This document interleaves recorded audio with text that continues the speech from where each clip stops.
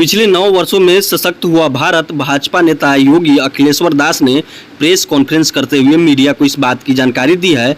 वहीं उन्होंने कहा है कि 2024 में फिर पीएम नरेंद्र मोदी इतिहास रचेंगे। वहीं उन्होंने बताया कि पिछले 9 वर्षों में पीएम नरेंद्र मोदी के द्वारा किए गए कार्य एक इतिहास बना है। वर्ष 2024 में भी पीएम नरेंद्र मोदी इतिहास रचेंगे। उक्त संबोधन में शिवहर के फैमिली रेस्ट हाउस के सभागार में भाजपा नेता योगी अखिलेश्वर दास ने मीडिया से बातचीत की है। सुनिए उन्होंने क्या कहा।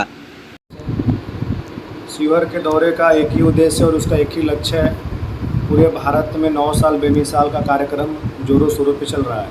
प्रधानमंत्री जी ने 9 सालों में क्या किया, उसके माध्यम से भारतीय जनता पार्टी का एक स्टिकर है और एक पंपलेट है जिसको हम सभी हर एक जनता तक दे रहे हैं और बता रहे हैं कि प्रधानमंत्री जी 9 सालों में क्या किए और आगे 2024 में इस देश को मोदी जी की क्यों आवश्यकता है। कि जैसे को आप सभी जानते हैं बहुत सारे जटिल मुद्दा है, जैसे आप उज्ज्वला योजना जानते हैं, प्रधानमंत्री जी का बीमा, स्वास्थ्य बीमा वाला जानते हैं आप, मेडिकल वाला सब जानते हैं आप सभी। लेकिन बीच से जो कश्मीर की मुद्दा था जो बहुत दिनों से अटका हुआ था, लेकिन वहाँ के लोगों का, नेताओं का यह कहना बार बार हुआ करता था कि यह मुद्दा कभी निपट ही नहीं सकता। अगर धारा 370-35 से हटाने का और कोशिश भी की तो वहाँ पे खून की नदियाँ बहेगी। लेकिन आदरणीय प्रधानमंत्री जी की राजनीतिक इच्छा शक्ति के द्वारा, क्योंकि एक व्यक्ति जब ये फैसला ले सकता है जिसकी राजनीतिक इच्छा शक्ति मजबूत हो, और आप पूरा देश ने देखा है कि वहाँ से धारा 370-35 से हटा और आज कश्मीर किस प्रकार विकास हो रहा है। जैसे कि राम मंदिर का आप सभी ने देखा है, तो उस प्रकार हम घर घर तक जाके बता रहे हैं कि 2024 में मोदी जी इसलिए आवश्यकता है। आप सभी ने देखिए कि अमृत महोत्सव देश में मनाया जा रहा है। उसके तहत भारत चांद पे पहुंचने वाला दक्षिणी ध्रुव पे पहला देश है जो, यानी अमृत काल के प्रवेश में ही चंद्र की जैसे अमृत वर्षा भारत में हो रहा है। इसलिए आपके माध्यम से जो शिवहर का जो मेरा आज दौरा है, आप सभी से निवेदन करने के लिए मीडिया के माध्यम से कि आने वाला 2024 में आप सभी उम्मीदवार कौन है, किसका क्या है, उसे नहीं, कमल छाप पर बटन दबाइए। 2024 में फिर एक बार मोदी सरकार, मोदी जी को इस देश का प्रधानमंत्री बनाइए। विपक्ष का आरोप है कि 9 साल में कोई विकास नहीं हुआ क्षेत्र में जो है। अब विपक्ष का तो हवाई है, विपक्ष का तो आरोप लगाना कार्य है। पूरा देश जानता है कि प्रधानमंत्री जी ने किस प्रकार काम किया है, भारत के लिए क्या किया है, बिहार के लिए क्या किया। जैसे कि आप भी विपक्ष के बारे में बात कर रहे हैं, पुल ढहा गया, उसका कोई जांच नहीं हुआ। 1700 करोड़ रुपए का पुल था, कोई नहीं। दिन पे दिन यहाँ पे तुष्टिकरण की राजनीति हो रही है, लूट का हत्याकांड हो रहा है। 1990 का याद आ गया है। यहाँ AK-45 AK-56 के भरोसे छात्रों को जाना पड़ रहा है स्कूल और कॉलेज के। तो यह वो बिहार नहीं है जो हम लोग नीतीश कुमार के सुशासन बाबू कहा करते थे, आप सभी ने देखा है, और हम उस सरकार में थे। लेकिन जब जब ये तेजस्वी जी के साथ जुड़े हैं, जब जब RJD महागठबंधन की सरकार बना है, तब तब लोगों पे हत्याकांड, अपहरण का एक जो पिक्चर अपहरण चला था, उस प्रकार ये बन गया है कि वो एक व्यवसाय खुल गया है। तो विपक्ष का जो आरोप है निराधार है, बिना मतलब कुछ इसका उस पर ज़्यादा कुछ बोलना उचित नहीं है। अच्छा, अब बिहार में हाँ, अररिया में हमने देखा है। कल मैं यहाँ गया था पिपरा दरपा में, आप सभी शायद देखे होंगे सोशल मीडिया के माध्यम से। जैसे मैं वहाँ गया तो वहाँ पे एक चंपारण एक्सप्रेस ब्लॉगर, कोई भी मीडिया है, चाहे यूट्यूबर हो, चाहे पत्रकार हो या प्रेस मीडिया हो, इलेक्ट्रॉनिक मीडिया हो, मीडिया है जो अपने जान को जोखिम डालकर जो सच्चाई है ग्राउंड जीरो से दिखाता है। तो इस प्रकार की कार्रवाई करना अनुचित है। इस पे अभी जो अररिया वाला में अभी कोई कार्रवाई नहीं हुआ है, लेकिन प्रशासन ने वहाँ भी सभी को आश्वस्त किया कि कार्रवाई होगा। इसका मैं कड़ी निंदा करता हूँ और इस प्रकार बिहार में नहीं होना चाहिए। आखिर बिहार सरकार इस मामले में चुप है, तो केंद्र सरकार क्यों चुप है?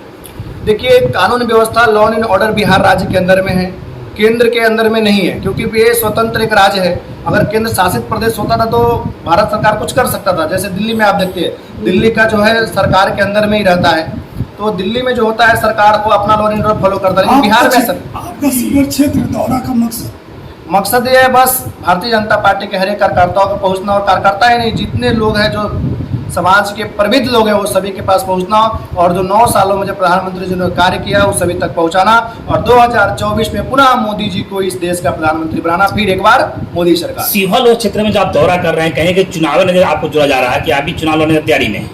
देखिए, साल भर पहले मैं आपसे मिला भी था, आप सभी से। एक यहाँ पे कानूनी जंग न्यूज के द्वारा एक सम्मान समारोह रखा गया था, तो उस समय मैं पार्टी में नहीं था, तो भावी संसद प्रत्याशी में लिखता था। हर एक का एक मकसद होता है, लक्ष्य होता है। लेकिन संगठन में आने के बाद आप सभी को पता है वो नहीं रहा। लेकिन संगठन है, जिसको जो टिकट देगा वो तो संगठन का विषय है। लेकिन यहाँ दौरा करने का एक ही मकसद, एक ही लक्ष्य है कि 2024 में पुनः नरेंद्र मोदी जी को इस देश के भारत के प्रधानमंत्री बनाना। अगर मौका मिलता है आपको तो क्या चुनाव लड़ेंगे आप? अगर संगठन मौका देती है तो बिल्कुल लड़ेंगे। 2024 तो चुनाव अगर उसमें पूरी बहुमत सरकार बनेगी भाजपा की, सरकार पूरी बनेगी भाजपा की? 2024 में 2014 में 272 था और 2019 में जब किसी भी ऑफिसर से किसी भी लोग से पूछते थे आप तो 200 से ऊपर नहीं जाएगा, 200 को नीचे ही रह जाएगा। 303 हुआ और आज लिख लीजिए, एक मैं ज्योतिषाचार्य भी हूँ और एक सन्यासी भी हूँ, अखाड़ा परिषद का मैं सदस्य भी हूँ। इसके नाते मैं भविष्यवाणी कर रहा हूँ, अब की बार 350 पार। 2025 में क्या बिहार में चुनाव होगा? क्या भाजपा अपने बहुमत है? 24 में तो पहले सुपरा साफ हो जाएगा जी। 40 के 40 सीट में समझिए एक आध मिल गया दक्षिणा उक्षिणा में तो बिहार की जनता, और 25 का तो आप बात ही मत कीजिए। यह जो सपने में हमेशा मुख्यमंत्री नीतीश कुमार जी प्रधानमंत्री का जो सपना देखते रहते हैं, आपने देखा होगा 26 दलों का मीटिंग पटना में हुआ।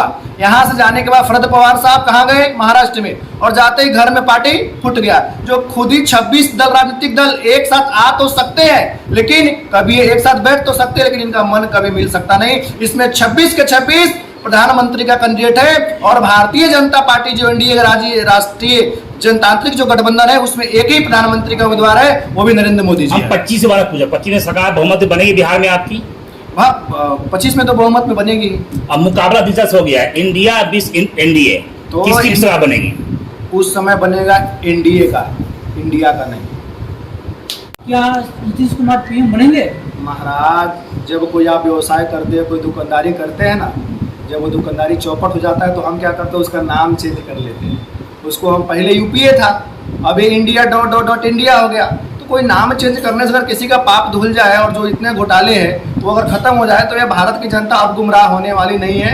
उनकी सपना ही सपना रह गया। हमें जितने बार लॉन्च करो, राहुल बाबा तो भाजपा के स्टार प्रचारक है महाराज, वो आ गए, हम लोग खुशी में है कि वो आ गए, और जहाँ जहाँ जाते हो तो चुनाव हारते ही है। अब तो और 2024 में फिर एक बार मैं बोल रहा हूँ, मोदी सरकार बहुमत में आएगा।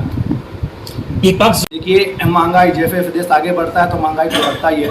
अब 2014 के महंगाई आपका बोलेंगे गैस सिलेंडर वहाँ उतना था, धीरे धीरे राष्ट्र आगे बढ़ रहा है। लेकिन ये वो सरकार नहीं रहती, आलू प्याज पे लोग अटल जी की सरकार गिरा दिया करते थे। अभी आलू प्याज तो सबकी आवश्यकता है, लेकिन जितना हो सकता है उतना उसको मिल रही है।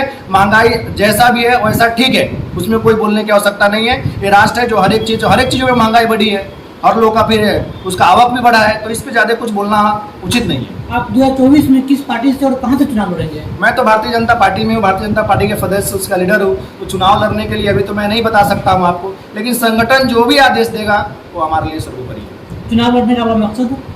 मैं आपको क्या बोला, संगठन जो भी आदेश देगा वो मेरे लिए सर्वोपरि